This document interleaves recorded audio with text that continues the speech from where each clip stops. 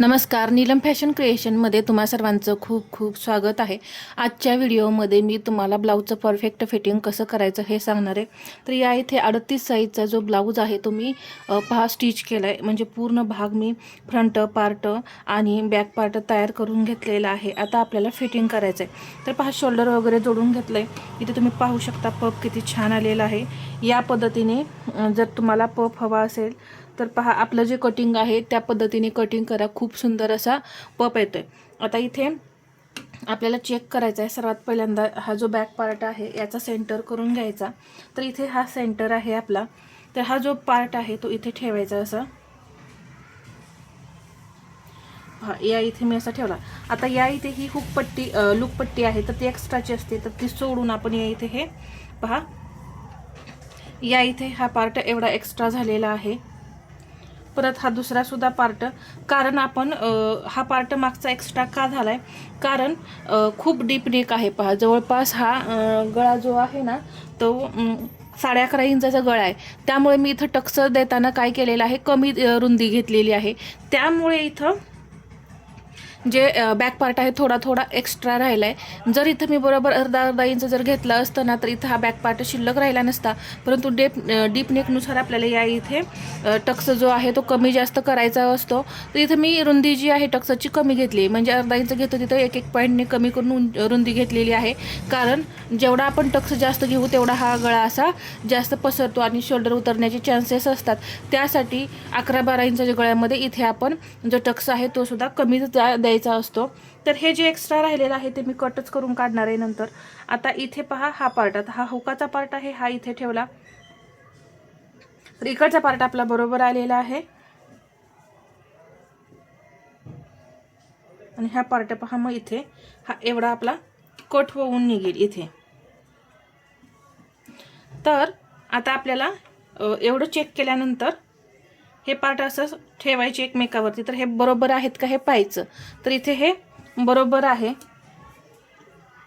इथे सुद्धा हा पार्ट चेक करायचा बरोबर आहे का हे पाहायचं। पहा इथे तुम्हाला दाखवते बरोबर आहे। तर इथे मला हे कट करायची गरज नाही। समजा जर तुमचा एखादा पार्ट यातला कमी जास्त होत असेल ना, जर यातला तुमचा एखादा पार्ट कमी जास्त झाला ना तर तो तुम्ही कट करून काढा। आता इथे मला कट करायची काही गरज नाही, तर या पद्धतीने मी आता हे बाजूला ठेवते। इथे दोन्हीही बाह्या मी तयार करून घेतलेल्या आहेत। आता या सुद्धा मी चेक करणार आहे। तर चेक करताना कशा करायच्या चेक पहा, हे पार्ट असे एकमेकावरती ठेवायचे असे। आता हे बरोबर आहेत का, तर हे आपले बरोबर आहेत। इथे सुद्धा हे चेक करायचं, कधी कधी कमी जास्त होतं पहा, तर ते कट करून काढायचं आहे। आता इथे मला 1/2 इंचाचा थोडासा फरक वाटतोय, तर तोही मी असा कट करून काढला। कट करून काढल्यानंतर आता उंची पाहायची आहे। बाहीची उंची इथून मी पहा सेंटर आहे ना इथून अशी ठेवली, तर 10.5 इंच बाहीची उंची आहे। तर पहा मी 10.5 इंचावरती मार्किंग करून घेतलं। हे बाकीचं जे आहे ते आपलं शिलाई मार्जिन। आता या बाहीलाही मी तसंच करणार आहे। इथून 10.5 इंचावरती असं पहा इथे मार्किंग करून घेतलं, आणि इथे हा सेंटर आहे। तर बाही सुद्धा आपली चेक करून झालेली आहे। आता हे पार्ट घ्यायचे। आता पार्ट मी हे घेतले। आता बाही जोडण्याआधी पहा नेहमी आपल्याला चेक करायची आहे। तर हा फ्रंट पार्ट आहे, इथे पहा मी मार्किंग करून घेतलंय, तर हा मी इथे चेक करून घेते। जर काही कमी जास्त असेल ना तर ते आत्ताच कट करून काढायचं। तर असं चेक करायचं पहा, बरोबर अशी ठेवत यायचं। तर इथे बरोबर हा सेंटर मॅच झालाय। तर तुम्ही तर पाहू शकता इथं आपण हे शोल्डर जोडलेलं आहे आणि हा बाहीचा सेंटर आहे। तर इथं आपल्याला बाही कट वगैरे करायची काही गरज नाही। पहा इथे सुद्धा पाहू शकता या पद्धतीने बाही एकदम परफेक्ट आहे। आता ही आपण जोडून घेऊया।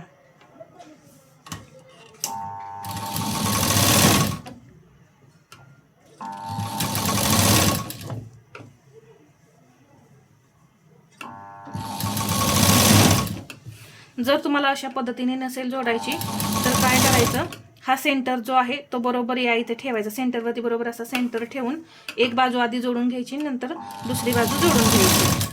तर त्यापेक्षा पहा या पद्धतीने तुम्ही सेंटर करून जोडलं ना तरीही खूप उपयोगी पडतं। पहा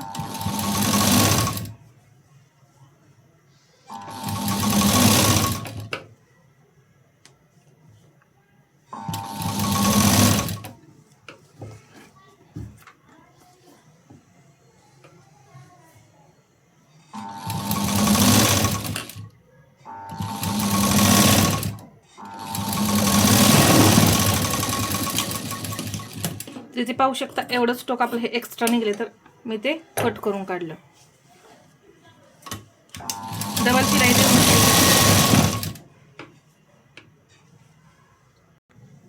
तर या इथे मी दोन्ही बाह्या जोडून घेतल्यात. आता फिटिंग करून घेऊ.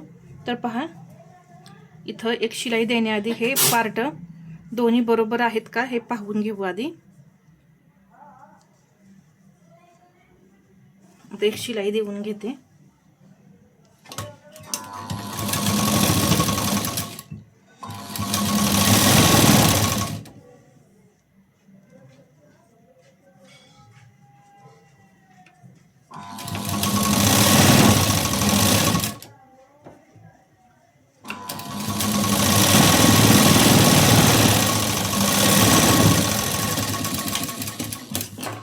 आता इथं हे पहा, थोडंसं तुक वगैरे झालेलं असतं ना, ते कट करून काढायचं.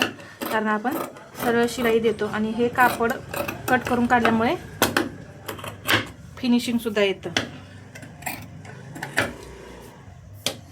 दुसरी बाजू सुद्धा त्याच पद्धतीने आपण तयार करायची. हे जोड असे पहा, एकावर एक येत आहेत का हे पाहायचं.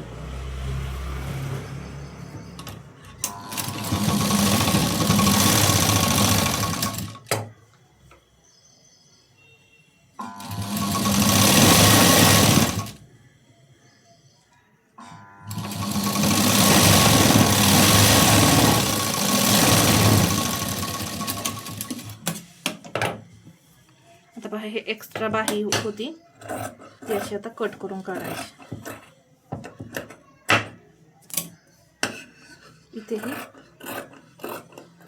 कडेकडे थोडंसं कट करून काढून व्यवस्थित करून घ्यायचं. आता इथे पहा, समोरासमोर इथे आपला हा जोड आलाय. तर या टिप्स ज्या मी सांगितल्या ना, त्या तुम्ही वापरत जर ब्लाऊज फिटिंग केलं तर एकदम परफेक्ट फिटिंग येतं.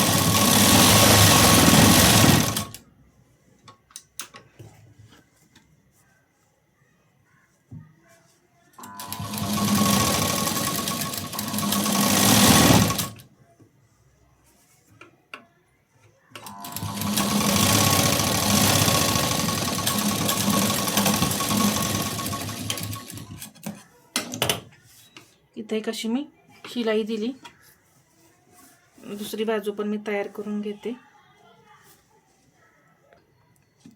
आता इथे आपण दंड घेराचं मार्किंग करून घेऊ. 5.5 इंच.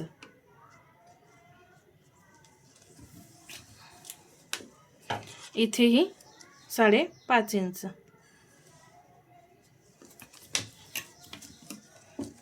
आता हा भाग जो आहे तो असा सरळ ठेवायचा. सरळ ठेवल्यानंतर इथून पहा, छातीचा चौथा भाग 9.5. आता इथे हे या पद्धतीनं. आता ही हुकपट्टी होती म्हणून मार्जिनमध्ये घेतली. आता ही लूकपट्टी आहे, तर लूकपट्टी सोडून आता इथं पहा, इथंपर्यंत आहे ही लूकपट्टी.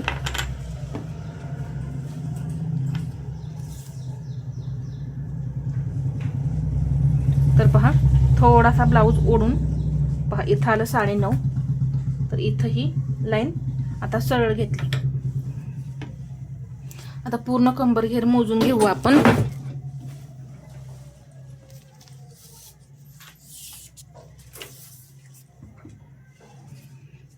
ही हुकपट्टी आहे, तर मेजरमेंट्स मध्ये पकडायची.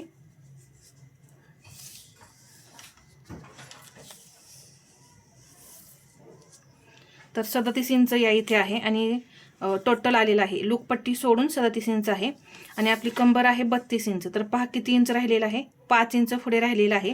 तर जे 5 इंच राहिले त्याचा चौथा भाग करायचा. किती होतो, 1.25 इंच. तर इथं 1.25 इंच घ्यायचं आहे.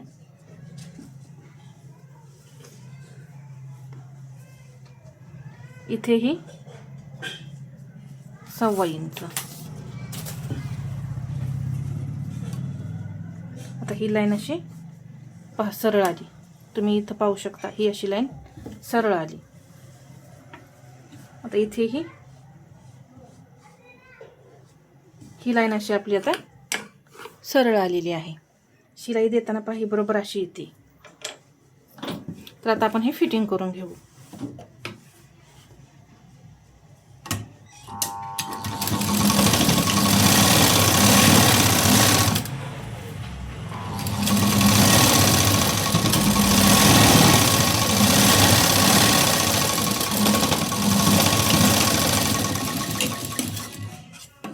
दुसऱ्या बाजूला पण फिटिंग करून घेऊ. जे मार्किंग केले यावरती सरळ लाईन ओढलेली आहे, यावरती आपण शिलाई देऊन घ्यायची.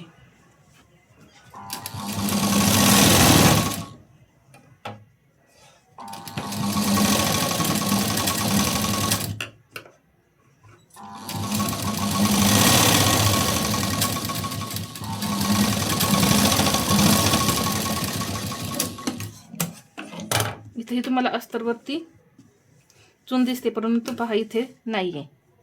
त्यामुळं काही घाबरायची गरज नाही की चून वगैरे पडली आहे.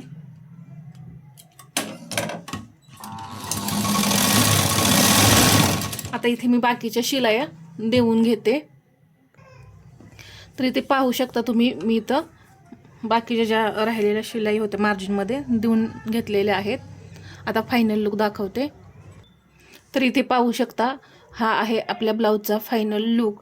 किती सुंदर असा हा आपला ब्लाऊज तयार झाला आहे. आणि पहा इथे या पद्धतीने आपली बाहीसुद्धा पाहू शकता. पहा जोड आपले एकदम परफेक्ट असे समोरासमोर आलेत. आणि फिनिशिंगसुद्धा पाहू शकता, खूप छान असं आलेलं आहे.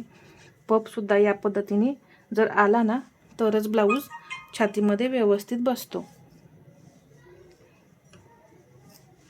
तर हा व्हिडिओ तुम्हाला कसा वाटला हे मला कमेंटमध्ये सांगा. आणि व्हिडिओ आवडला असेल तर लाईक, शेअर आणि सबस्क्राईब करायला विसरू नका. धन्यवाद.